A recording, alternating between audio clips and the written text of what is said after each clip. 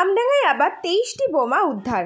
জানা যাচ্ছে আমডাঙ্গা থানার আইসি রাজকুমার সরকার থানার কাছে গোপন সূত্রে খবর আসে শশীপুর গ্রামে মাঠের মধ্যে একটি জায়গায় বোমা আছে ও খুড়িগাছি গ্রামে বোমা আছে।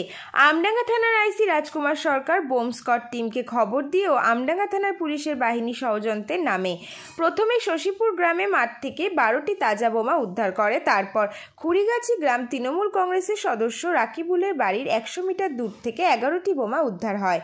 দুটি জায়গা থেকে মোট 23টি তাজা বোমা উদ্ধার করে আমডাঙ্গা পুলিশ ও বোম স্কোয়াড টিম।